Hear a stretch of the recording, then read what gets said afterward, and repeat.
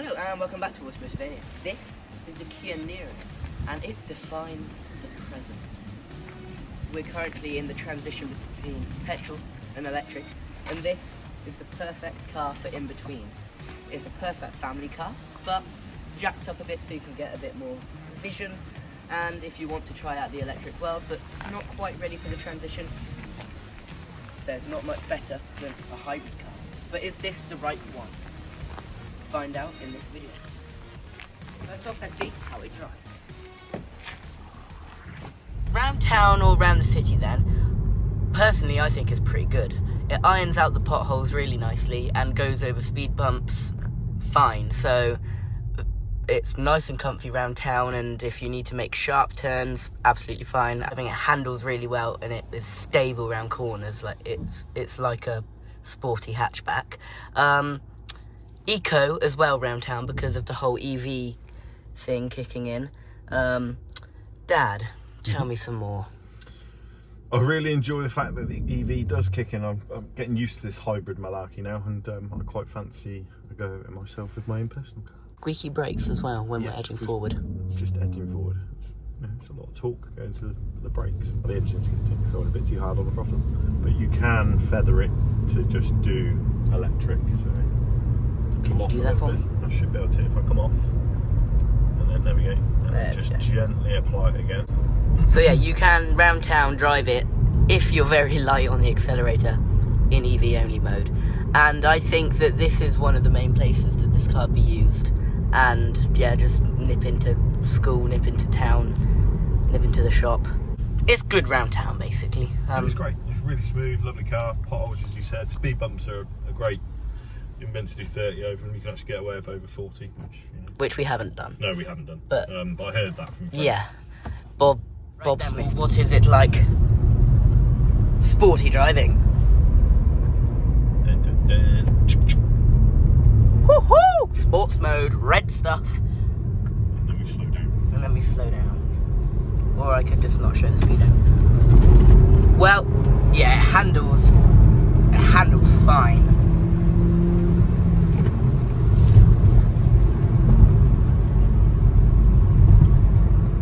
Acceleration, the pickup from that hybrid electric motor is decent. And everywhere up to 40 mile an hour is just perfect. I have no idea what it's like over that though, clearly. So yeah, it handles fine, yeah. That's quite good fun, isn't it? It is really good fun. It's great. And the instant, because it's got dual clutch automatic gearbox, it changes snap. Oh, you can see it snap. It changes really quickly. Do it again. Alright then. That was pathetic. Alright then, so yeah, that's sporty driving. Let's see what it's like when you take it easy and do it a bit differently. Well, after being in this car for 7 hours and 19 minutes, and most of that being motorway, I'm gonna tell you what I think, and Dad's gonna tell you what he thinks. So, it's mainly quite refined. There are, every now and then, a bit of... The road noise isn't the best. It could be a bit better for road noise. I mean, right now this road surface is pretty good, but when it's a poorer road surface, you can hear the stuff. And every time you come up to a hill, it changes down gears like twice sometimes, and it goes up to like 4,000 revs. And I don't think it needs to. It needs more gears, really. It needs to be an 8 or 7 speed.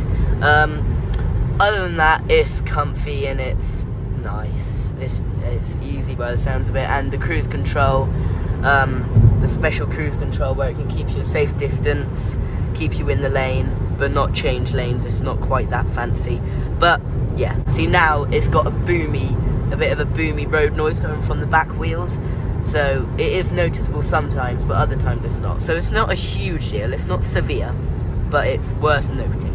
Dad, your thoughts? Smashing little car, actually. Quite impressive. There you go, just changed gear. Yeah. Randomly as it hit a hill at 70, it just changed into 5th. It needs 1 more gear, maybe 2, as you said. That is it, this car. I don't mind a little rumbling, kind of keeps you kind of awake. Yeah, it's not... I'm going to sleep 5 times. Like I said, it's not severe, it's nothing really. So that's how the car drives. Let's move on.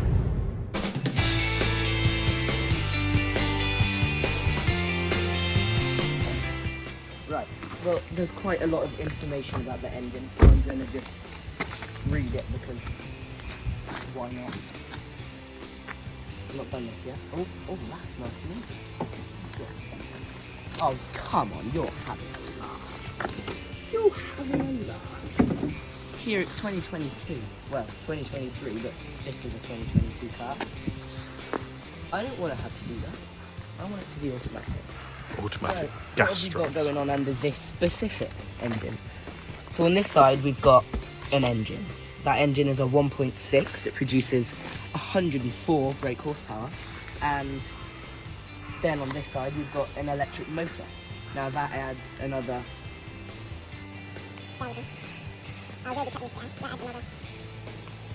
That adds another 43 kilowatts. That adds another 43 kilowatts, which makes the combined power of the car 141 brake horsepower, and can take the car to 60 in what Kia claim to be 11.1 seconds. We shall test that. But I think that's a bit off. I think it's quicker than that. They're underrating their cars. So that is this engine, and personally I think that's the engine to go for because you don't have to worry about buying charging infrastructure, and it's a pretty good price. For a decent one, I'd say you pay between 18 and 25,000. However, they do range between 15 and 30,000. So for the other engine, there is also a 1.6 plug-in hybrid. Now that has 141 brake horsepower, and it has a 9 kilowatt hour battery. That also has 141 brake horsepower, and Kia claimed 10.4 seconds to 60 in that one. I paid £23,000 to £29,000 for a decent one again. Final engine choice is pure electric, and that has 205 brake horsepower. That can do a range of 282 miles, and I don't actually know what I've written here. 7.4 seconds to 60. I thought I'd just written the number 745. And for the electric one, they can cost up to 40 grand, so they're a lot pricier. However, for a decent one, I pay between 30 and 35. So there's something for everyone, and as long as you have £15,000, you can have the Kia Niro. So then what does the Kia Niro look like from the outside? Well, the exterior, I think from the front, is actually pretty sporty. They've tried to enhance the looks sports-wise with these little scoops in the bonnet, which it definitely adds a bit of presence to the car, but it doesn't shout anything at you. We then got this completely fake, pointless grille that adds a bit to the car, and then this chrome surrounding bit around it. We then got the real grille diffuser bit, and yep, there are real holes and some very, very, very tiny fog lights. We then got our daytime runners and normal lights, or are they also going to be? And then we've also, of course, got our recently revised Kia badge. So yes, on the front, they've obviously tried to give it a more sporty look. Then around the side then, we've got these 18-inch alloy wheels. Now this car is also available with 16s, but that just doesn't look right, it looks too small. And I think the 18 wheels are the perfect one because they look the sportiest and it doesn't really sacrifice comfort. Agreed. Still pretty good. Refracts to make it look a bit more rugged crossover. The sun is right in my eyes. Shows off your new shirt though. Yeah, automotive radio. What's this called? Fuel cap. That's also on the side. Around the back then, we got this black spoiler, PMO black spoiler, which makes again the car look a bit more sporty. That's clearly what they're trying to do with the Niro. They want it to look rugged, sporty, and just cool. The lights, I think the lights are quite stylish from the back, and the front lights are also quite cool looking. We then got these lights second here. I think they might have the reverse lights in, I'm not sure. And then the bumper. I mean, the back's probably the most boring angle of this car. It's just flat, plain, and a bit meh. But the front definitely looks cool. And then around the other side, it's actually, believe it or not, the same as the other side. So I think the car looks pretty good. It definitely looks better than the Sportage and the Stonic, in my opinion. I think that this is the best looking Kia SUV, and it certainly looks better than the sister car, the Hyundai Kona. Let's move on. Right then, well, on the inside, pretty nice. The seats, they're really comfy seats. much better than other Kias I've been in. This is actually really comfy there. It's leather, but then you got these parts as well, which are just really nice to sit on. And it's the same in the back. The back seats are also nice and comfy. The steering wheel and the gear controls, all the things that you expect to touch the most, all feel of good quality. Like the steering wheel, the indicator sticks are nice quality.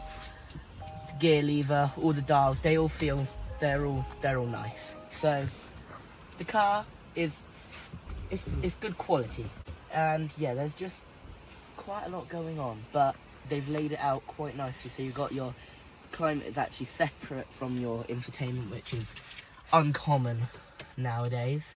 The infotainment system has quite a few cool features. Easy to use, but if you don't like it, you can always just plug your phone in and use Apple CarPlay or Android Auto. But you got all sorts. You got your maps, you got your nav. The map is actually really good, and it tells you when the latest, the nearest service station is. It tells you a lot of information. Let's see what Practicality is like now. Let's move on. I've just travelled 6 hours in the back of this car, and it was absolutely fine. The seats are comfy. You got nice armrest, not too dark and dingy. Visibility for people sat in the back is kind of blocked a little bit by these bulky seats, and you can't get your head round because of the pillars. But a long distance in this car isn't that hard in the back. However, there is one thing that shouldn't be happening on new cars like this. The window doesn't go down. When you get in here, it's decent for the spec of car it is. You've got your load cover, which has a place to sit. It might not look huge, but you then got more storage under here, little places in there. And smart features wise, you got these bits here for carrying things that might fall over. You got hooks. So yeah, the boot's pretty decent, and you can fit It's got in there. suitcases in. You can fit me in there. Should we test it? Yep. You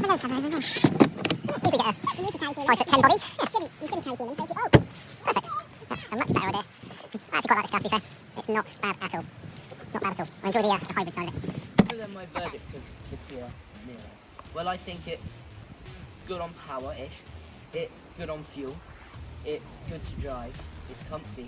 It's pretty refined, and it handles quite well. It's good over bumps.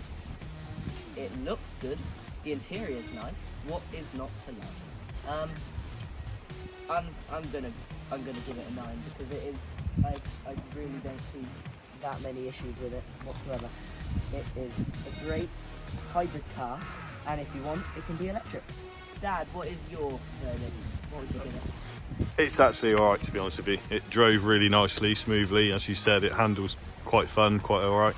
And then it was just nice being able to go into the city centres and have the full electric power and zip around. Yes, I enjoy it. It's nice. It's a great car. I definitely recommend it to anyone. So, yeah, thanks for watching Motorway video. Hope you had a nice time watching it. See you on the next video. Bye-bye.